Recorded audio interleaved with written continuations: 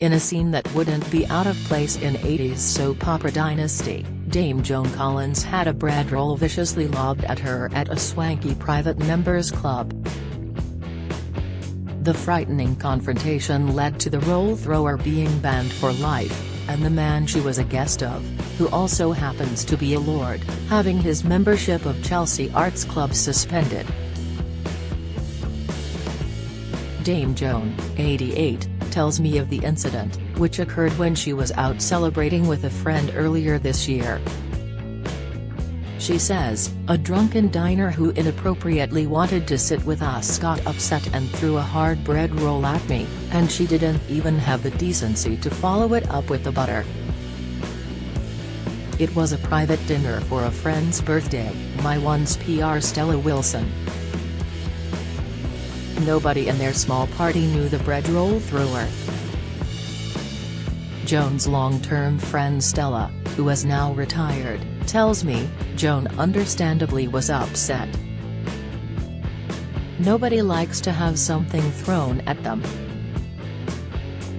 She and her husband, Percy, left. I was disappointed she had to miss the rest of my birthday, but I completely understood why she left. I would have walked out too. Thank goodness it was only a bread roll. That was the frightening part of it. Stella says the woman came over to their table and was swaying around and not making any sense. She knew who Joan was because she told her, "I have always admired you." The woman was then persuaded to return to her table, at which point she took the bread roll and threw it directly at Dame Joan. None of us could understand why she threw it, Stella says. It was an upsetting incident for everybody. Chelsea Arts Club is frequented by many famous faces, from Bake Off judge Dame Prue Leith to Hollywood star Harrison Ford. It operates under strict rules, with the use of phones or computers not permitted and photography strictly forbidden. The club told me it absolutely can't comment on the story due to the nature of a private members club. In his new book, Queen of Our Times, my colleague Robert Hardman reveals that having given up his ministerial car to cut costs, then Culture Secretary Jeremy Hunt decided to walk to the palace for his first audience with the Queen. Arriving at the wrong gate, the bewildered MP was blocked by the changing of the guard. Sweating profusely, he says, "I finally arrived with 30 seconds to spare." The courtiers were all in a bit of state. Hardman will be chewing over the whole reign on March 28, along with fellow royal biographer Dame Joanna Lumley, at a celebration of the Queen at London Club 5 Hertford Street. Ouch. Ski trip goes downhill for Jemima. She's negotiated her way through a few bumpy relationships, but Jemima Goldsmith clearly hit the slopes a lot harder than she would have liked. Screenwriter Jemima, 48, took a tumble while skiing which left her with a black eye and a bruised hooter. However, it did not stop the ex-wife of Imran Khan, who previously dated Hugh Grant and Russell Brand, on Thursday night as I bumped into her at a birthday bash at Notting Hill's Walmer Castle pub. Why, it definitely wasn't love at first sight for Patty and George. She eventually married Beatle George Harrison, but model Patty Boyd recalls their relationship nearly didn't happen as she flatly turned the mop top down when he first asked her for a date. Patty first met George in 1964 when she had a tiny role as a schoolgirl in the Beatles' film debut, A Hard Day's Night, in a scene filmed on a train. I had a one-day shoot. The train went down to Cornwall and back, so it took 8 hours altogether. And then at the end when we got near Waterloo Station, George asked me if I'd go out with him that night. And I said no, I couldn't, because I was seeing my boyfriend," she says. "And then I told my girlfriends and they said, 'You're completely mad. How could you turn him down?' And I said, what I was thinking." National PE teacher turned cookbook writer Jo Wicks believes the Queen is a woman of simple tastes. The 36-year-old body coach, who came to prominence during lockdown for his online fitness classes, has just brought out a new collection of recipes. And the father of two knows what he'd make for the monarch. "I'd cook her my chicken, leek and cauliflower pie with phyllo pastry with a bit of mashed potato and peas," he tells me at the launch of Feel Good Food in West London. "I think she'd love it. I reckon she likes that sort of thing." Perhaps he can find out for himself when he picks up his MBE for charity work at Windsor Castle this month. At 57, Jolie is still very much mummy's girl. Jolie Richardson struck a remarkable resemblance to her equally elegant mother Vanessa Redgrave at an event in London this week. The actress, 57, wore a floor-length off-white gown cinched in at the waist with a ruffled collar and balloon sleeves to the V&A's new exhibition, Fashioning Masculinities, The Art of Menswear.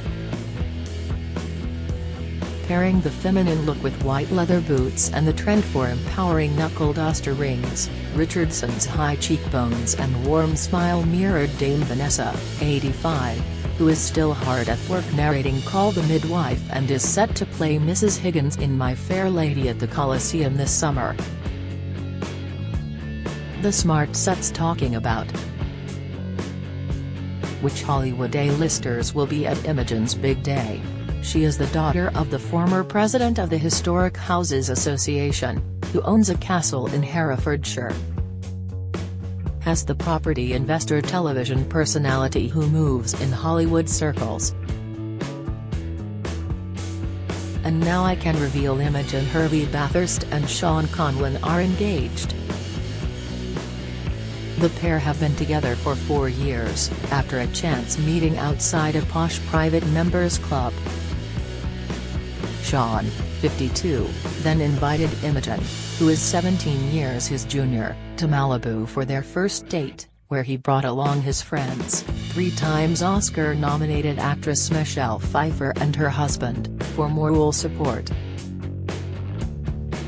Collins proposed in Venice and the couple will marry at Eastnor Castle, Imogen's ancestral home at the foot of the Malvern Hills, in September. "We are wonderfully happy and I think we make a great couple," Joan tells me.